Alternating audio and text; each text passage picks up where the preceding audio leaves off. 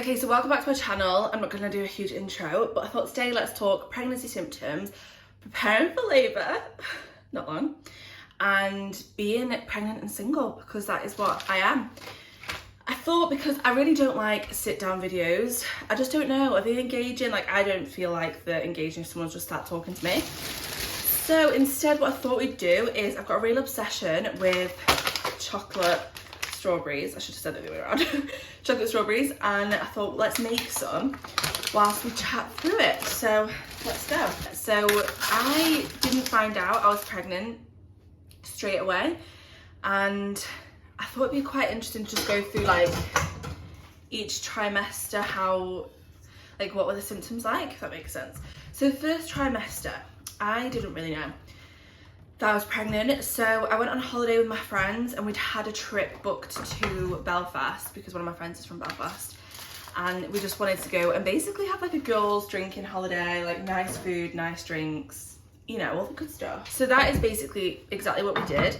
We went to Belfast and had a drinking and nice food holiday, and obviously I didn't know. So the symptoms I had, because I did have a few there that wasn't like me. So for example, when we were drinking and having food, I was sick quite a lot, and I'm never usually sick when I'm drinking. And also I wasn't drinking like crazy amounts where I was like, oh my god, she's throwing up because she drank so much.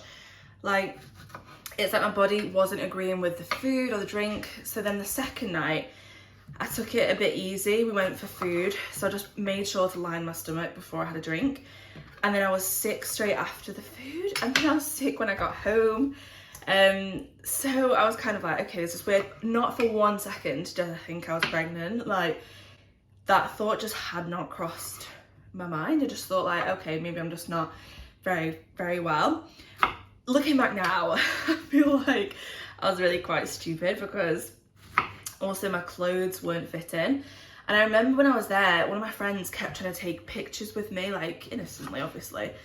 And I was just really getting annoyed because I wasn't feeling like I looked nice at all, because my clothes were like too tight, and I just didn't feel like I looked good in them. So yeah, I remember that was definitely one of the things on the trip where I was like, oh my god, I feel horrible. But no, obviously I was pregnant. Sorry, no, this is not the best angle because this is in the way, but it's the only real place I can really put you in the kitchen, because the kitchen is actually very small.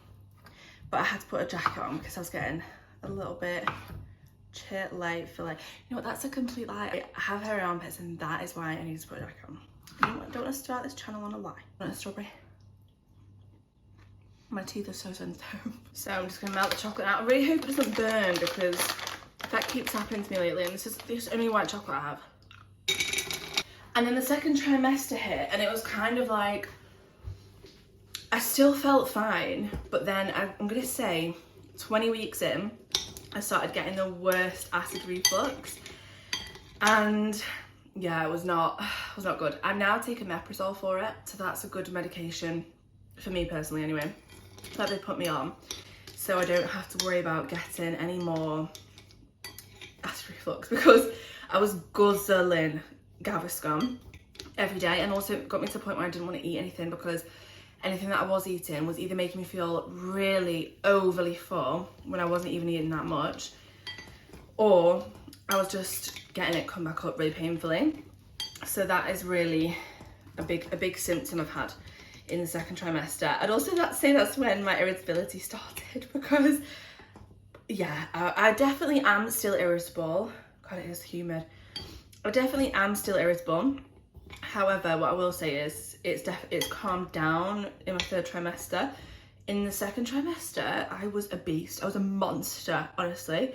I don't know how people cope with me. I did get quite a lot of nausea up until about 20 weeks as well, 22 weeks, and then that tailed off. So that was so nice, because I wasn't being sick, but I just had that nauseous feeling of like, oh my god, I'm going to throw up any minute, but I just never would, which I kind of think is worse. Like, I'd rather throw up than not feel like I'm waiting to throw up the whole day. So that was nice. And then coming into my third trimester, I feel like my symptoms in my third trimester are mainly sciatica. I've got it really bad at the minute. Sciatica is the worst one for me. Honestly, I'm not even being dramatic, but I feel like if I can go through sciatica pain, then I think I'll be okay for childbirth, because anything to get this baby out of me so this pain stops and I can actually be a mobile, active human again will make me a happier person. Then what would I say? Again, like the tiredness has really caught up with me in the 3rd trimester. I feel absolutely exhausted that I can't even explain to you. Like, I really wanted to film a video like this video today, and I just thought the best thing for me to do, because I really wanted to film it and get it out, was to do other stuff whilst I'm filming it, just so I keep myself awake, because honestly I can't sleep at the minute. I've been a great sleeper my whole entire life, and then I saw loads of things online before my 3rd trimester, like, oh god, you won't sleep in your 3rd trimester, and I thought, that's not going to be me. That will not be me. It's me. Honestly, it's me. I made some chocolate strawberries, in case you're interested to see. They are 100% going to be my new obsession. I can't stand up any longer, and I can't sit on the sofa. The only release from this sciatica is this ball, and it's a birthing ball. Well, I got a space hopper. I don't know if that's like medically accurate, but well, it's probably not. But I got it just because I wanted to have a bit more fun with it, and like also I was really scared that I'd like slip off, which now having it I know that I wouldn't. But anyway, back to the 3rd trimester symptoms. Sciatica, tiredness, my irritability's gone down. I'd say I've been more emotional in my 3rd trimester than in any other trimester. In my first one, everyone was like, oh, have you been crying like crazy? And I was like, no, I haven't. Like, I was fine. And then in my second, again, I was fine. And then it was getting to like the end of my 2nd trimester, and I was like, oh my god, I'm emotional. And I just like really wanted to be honest about that part of it, because I think it's okay to be emotional like throughout your pregnancy. At first I felt really guilty because I was reading loads of things like, oh, your baby can feel your emotions, and like that's just not a good thing to read, because it's not really going to give you baby depression if you're crying during pregnancy. Like, you need to take care of you to be able to take care of baby. So if that means having a bit of a cry day on the sofa, then that's fine. That kind of like made me want to speak about the whole aspect of being single during pregnancy, because I think that's what's been a trigger point for a lot of my emotions. I think like sorting out all the things about how it's gonna work because we're separate parents, and how it is gonna look when we meet other people, and just like imagining life differently than you ever expected yourself to have it. Like, I honestly wanted the best situation for myself and my daughter. Like, I thought we'd be with someone and that would be us forever, but that's just not how life works. And it took me a while to accept it, but I just feel like I'm here and I accept it. Like, I'd rather be with someone that makes me happy than just being with someone for the sake of a child. That's just not the route I want to take, because I am a true romantic. Like, I deserve romance, and I deserve like the love I read about, and that is fine if I have to wait for that. And also, I'm about to meet my soulmate in just a very different way, so I'm very aware that that's been my trigger, especially like when I'm putting things up. For example, like I was putting the pram up the other day, and I got really upset because I was like doing it myself and I had this sciatica pain, so every 5 minutes I was like screaming in pain and then like doing it. And I was telling my brother today, and he was like, you should have just called me to do it. And I think, you know what, because I'd called him today to help me fix my bed, and I always just do a lot of things on my own, and I wish I didn't, because it's fine to ask people for help and to do things for you if you can't do it. It's like, I don't know why I don't utilize that option more. I'm gonna have to take this jacket off. I'm absolutely so welterate. And I think, yeah, like being single during the pregnancy is definitely different, because you don't have someone to kind of get excited with all the time about the baby. Like, I'm so excited to meet her. I cannot wait to see her face and know her personality. Like, I feel like I know her already, but I can't wait till she comes into her own, and I just can't wait to be this girl's mum. And I think sometimes if I had a partner, it would be easier to be excited about it so openly all the time, because they would be obviously excited as well. So I think that's been a big one. I would say there are some good things though. Like, I've enjoyed spending time like on my own throughout this pregnancy, because I thought, I don't have to, not that you should ever feel this way, but I definitely did before I got pregnant. Don't have to impress anyone. If I want to be an ugly slob that day, I can be an ugly slob every day if I want to be. I can literally do whatever I want. I can eat whatever food I want and not feel like, oh, I'm putting on weight. I would have been more worried about putting on weight if I had a partner, which is so negative and so bad, because you shouldn't mind anyway. And I think generally I had a lot of self-work to do in terms of like my own personal growth. and I've just started posting. Like, I've always wanted to do content creation, making videos. Like, I want this to be my job one day, and I've just always been so embarrassed about putting videos out, which then made me like inconsistent and like just not very good videos, I guess. Whereas now I'm like, I actually don't care. Like, it's just put a whole new perspective and spin on things. Like, I want to be able to do this because this is what I truly genuinely enjoy, and I've been putting so much time into it, like on my TikTok, on my Instagram, YouTube, like all of that kind of stuff, and I'm like, I'm just enjoying that. Like, it's a hobby, and I've been reading a lot more. I've been reading some self-help books.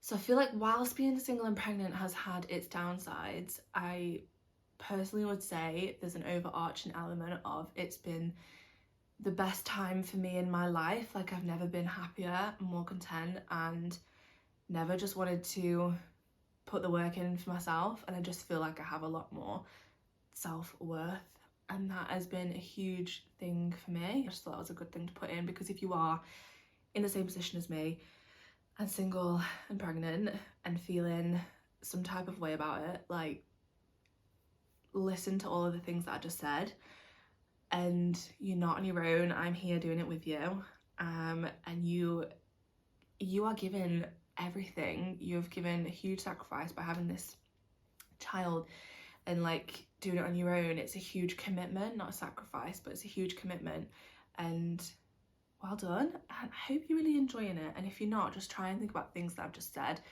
and I hope that makes you enjoy it a little bit more, because this time is really a beautiful time. That being said, I'm very excited for her to be out of me now, because my body's just like, I give up. She's like, Beth, I can't take this anymore. I'm gonna give you sciatica. I'm gonna make you really tired, and I'm gonna make you hot and sweaty. Preparing for labour, like, I think that's such an exciting part. So on my TikTok, if you don't follow me on there, or on my Instagram, go over to them. I'm gonna put it on the screen now. This isn't just a shameless plug to get you to follow me, but I actually do post like things I learned in my antenatal class, and I do think they are helpful. Like, if you've not been to your antenatal, you want a bit of an idea, or if you can't like afford to go to them, or you've missed your opportunity to go to them, I do think it's helpful, because I try and like take all the like need to know information out. And one of them was preparing for labour. So I'm at the point now where I'm preparing my body for labour. So as of 32 weeks, I can start having raspberry leaf tea. And then dates, you can have 6 a day from 34 weeks onwards. So yeah, 6 dates a day from 34 weeks. I'm not a big fan of dates, I'm not gonna lie to you. So I'm gonna try and like put them in smoothies. But I did see these things, I think they make them. I don't know what type of religious holiday it is. It's a religious holiday. And they have dates, and they split them in half. They put like a nut in there, and then they put like peanut butter. Oh God, my mouth's watering. Then they put chocolate over it.